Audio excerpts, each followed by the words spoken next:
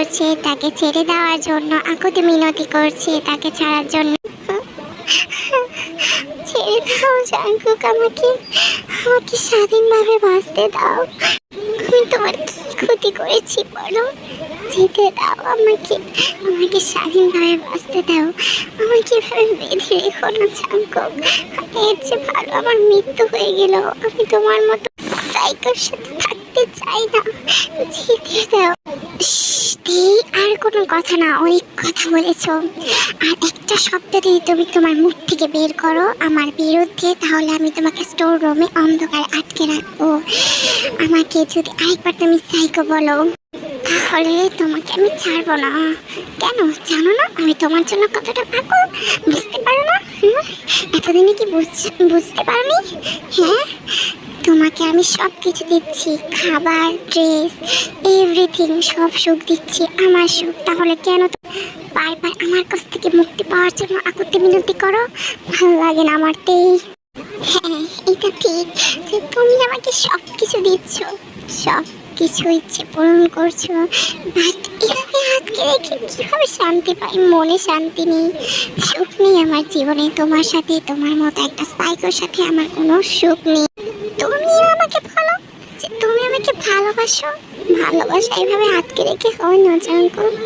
একটা সাইকো কোনোদিনও একটা মানুষকে ভালোবাসতে পারে না। এটা জাস্ট তার একটা পাগলামি। আমি তোমার একটা আকর্ষণ, নট ইউর লাভ জাঙ্কুক। আমি তোমাকে ভালোবেসে অনেক বড় ভুল করেছি। আমি জানতাম না যে তুমি একটা সাইকো। কেন কেন তুমি আমার সাথে এমন করলে বলো জাঙ্কুক? এমনটা না করলেও পারতে। শতাব্দী, কি করেছি আমি তোমার সাথে? হ্যাঁ, তোমাকে জাস্ট আমি ভালোবেসেছি, আমার ভালোবাসা আটকে রাখতে চাই। এর বাইরে আর কি করেছি? আর কি করেছি বলো? এমন ভাবে বলছো যেন আমি কত ঘৃণা করে ফেলছি।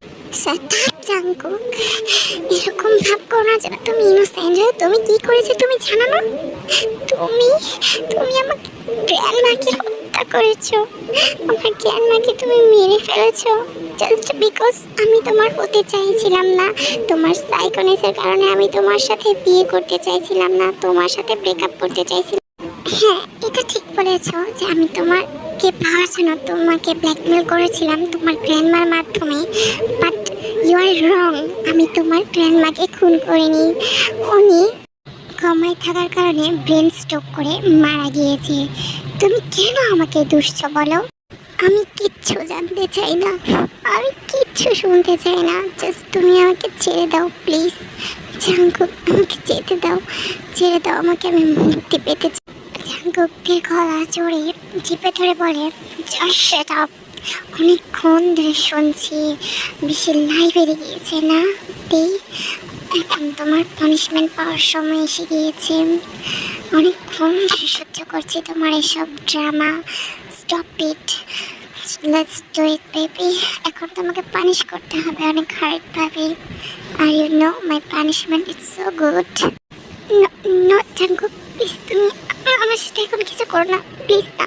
কাল রাতে এমনি যা করেছো, আমার সারা শরীর ব্যথা করছে, আবার আজকে সকালেও করেছো। প্লিজ এখন না।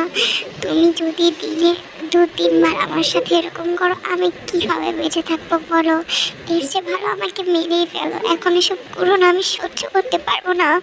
জাঙ্কুকের কোনো কথা না শুনে বাধা অবস্থায় তেকে ফোর্সফুলি কিস করতে থাকে এবং তের লিপসে সফটলি বাইট করে। তে যথাসম্ভব নিজেকে বাঁচানোর জন্য অনেক লড়াচড়া করছিল আর জাঙ্কুককে বলছিল, জাঙ্কুক ছেড়ে দাও, ছাড়া আমাকে প্লিজ, ব্যথা পাচ্ছি। বাট জাঙ্কুক তো আস্তে আস্তে তের ড্রেসগুলোকে আনড্রেস করতে থাকে আর তের সারা শরীরে নিজের বাইট মার্কগুলো ছাড়তে থাকে। জাঙ্কুক থেকে পুরোপুরি একেবারে আনড্রেস করে তের সাথে বাধা অবস্থায় লাভ মেকিং করতে থাকে। তে প্রথমত মানা করলো, দেন ভিতরে ভিতরে তে লাভ মেকিংটাকে এনজয় করতে থাকে। তে প্রথমত মন করতে চাইছিল না, নিজের ঠোঁটে বাইট করে রেখেছিল, বাট জাঙ্কুক তো তার স্পিড মতো থেকে মন করাতে বাধ্য করে। জাঙ্কুক তের ভেতরে নিজের লিটলকে জোরে জোরে ইনসাইড অ্যান্ড আউট করছিল, যার ফলে তে মন করতে বাধ্য হয়, যেটা দেখে জাঙ্কুক স্মার্ট করে আর তের দিকে নিজের লালস ভরা দৃষ্টি নিক্ষেপ করে বলে, বেবি ভাইজান, আমি জানি তো তুমি আমার এই সেটটাকে অনেক ভালোবাসো, বাট তুমি মুখে না বললে কি হবে, মনে মনে ঠিক অনেক এনজয় করো। আমি জানি তুমি আমাকে অনেক ভালোবাসো, বাট তুমি সেটা প্রকাশ করতে চাও না। কেন জান? একবার মুখ দিয়ে বলো না যে I love you, I love you Jungkook. তাহলে জানো আমার কতটা খুশি লাগে, কতটা হ্যাপি হই আমি। I love you so much দে। যতদিন আমি বেঁচে আছি ততদিন তুমি শুধু আমার, তুমি অন্য কারো হতে পারবে না, অন্য কারো দিকে তাকাতেও পারবে না। সেই চান্স আমি তোমাকে দেবই না। জান, you so tasty babe. So Jungkook তো এদিকে তার পানিশমেন্ট দেখে দিতে ব্যস্ত। চলো আমরা তাদের ফ্ল্যাশব্যাকটা দেখে আসি, যে ফ্ল্যাশব্যাকে কী হয়েছিল আর কীভাবে তারা রিলেশনে আসলো আর কীভাবে তাদের মধ্যে সম্পর্কটা এরকম বিগড়ে গেল। চলো। জাঙ্কুক হলো একজন ডক্টর, তার পাশাপাশি জাঙ্কুক একজন বড় সাকসেসফুল বিজনেসম্যান।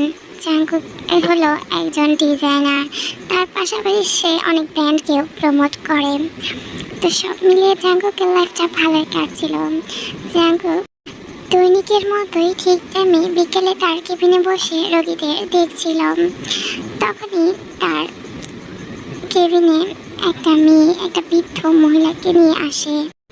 মেয়েটিকে দেখেছিল জাঙ্কুকের চোখ দুটো মেয়েটির চোখের ভেতরে আটকে যায়। জাঙ্কুক পলক্ষীনভাবে মেয়েটিকে দেখতে থাকে। অপরূপ মেয়েটিকে জাঙ্কুক এমনভাবে পর্যবেক্ষণ করছিল যেন জীবনে প্রথম সে এরকম মেয়ে দেখেছে। মেয়েটির নাম হলো কিম তাইয়ং, নিকনেম তেই। তেই ছোট্টখাটো একটা কফি শপে পার্ট টাইম জব করে, কোনো মতে তার পড়ালেখা এবং তার গ্র্যান্ডমাকে চালায়। তের বাবা মা ছোটবেলায় মারা যায়। তার গ্র্যান্ডমা এবং গ্র্যান্ডফাদার তাকে লালিত পালিত করে। তের গ্র্যান্ডফাদার একজন বড় বিজনেসম্যান ছিল। তের গ্র্যান্ডফাদার মারা যাওয়ার পর থেকেই তার বিজনেস ড্রাইভাররা তার সকল সম্পত্তি দখল করে নেয়, বাট এর কিছু শেয়ার তের কাছে ছিল, যার ফলে এটা দিয়ে তে এবং তের গ্র্যান্ডমাদারের দিন যেত। তো দৈনিকের মতোই তারা ট্যাক্সি করে তের কফি শপের উদ্দেশ্যে রওনা দিয়েছিল। তে তার গ্র্যান্ডমাদারকে চেক আপ করার জন্য নিয়ে যাচ্ছিল। হঠাৎই তারা যে কার দিয়ে যাচ্ছিল সেই কারের অ্যাক্সিডেন্ট হয়ে যায়, যার ফলে তে তেমন একটা আঘাত না পেলেও তের গ্র্যান্ডমাদার অনেক গুরুতর আঘাত পায়।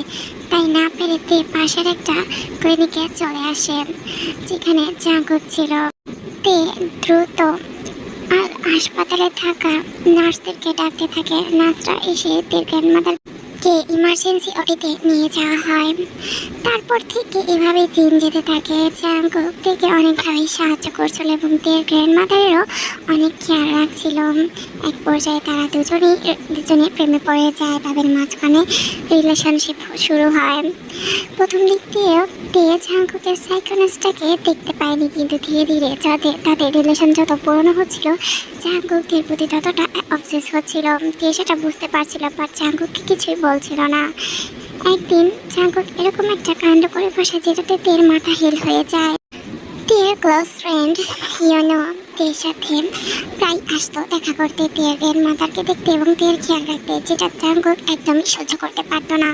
একদিন জাঙ্কুক জেলাসিতে ইয়োনোকে আঘাত করে বসে, অনেক গুরুতর আঘাত, যেটা দেখতে পেয়ে তে অনেকটা রেগে যায়। তে জাঙ্কুকের সাথে রাগারাগি করে, জাঙ্কুক থেকে কোনো মতে মানিয়ে নেয়। তারপর থেকে তে জাঙ্কুকের রিলেশনটা টক্সিক রিলেশনশিপ হয়ে যায়। তাদের মাঝখানে ঝগড়া বেশি হতো, ভালোবাসা ছিল বাট ঝগড়াটাই বেশি হতো। জাঙ্কুকের অবসেসনেসটা আরও বেশি প্রমাণিত হচ্ছিল তের সামনে। এমনকি জাঙ্কুক তের গ্র্যান্ডমাদারকেও ব্ল্যাকমেল করতে থাকে তের জন্য, যাতে তে তাকে ছেড়ে না যায়। তে না পেরে জাঙ্কুকের সাথে রিলেশনশিপ রাখে এবং তাদের বিয়েটাও হয়ে যায়। জাঙ্কুক থেকে ব্ল্যাকমেল করে বিয়ে করে। এর কিছুদিন পরেই তের গ্র্যান্ডমাদার মারা যায়। তে ভেবে নেয় যে জাঙ্কুক তার গ্র্যান্ডমাদারকে মেরেছে। তারপর থেকে তের জাঙ্কুকের প্রতি বিশ্বাস একদম উঠে যায়। তে ধীরে ধীরে জাঙ্কুকে ঘৃণা করতে থাকে। তার মাঝখানে ভালোবাসাটা অন্ধকারে লুকিয়ে যায়। চাঙ্গু দিন যত যাচ্ছিল তীরকে আরো বেশি অত্যাচার করতে থাকে। তেমন অত্যাচার না যেমনটা তোমরা ভাবছো, মানে লাভ চর্চা করতে থাকে, তীর সাথে জোর জবরদস্তি করতে থাকে। দেখে ঘর থেকে বের হতে দিত না, সে চাইতো না যে তার দেখে কেউ দেখুক। এই কারণে তীর ঘৃণাটা আরো চাঙ্গুকের প্রতি বাড়তে থাকে। প্রেজেন্টে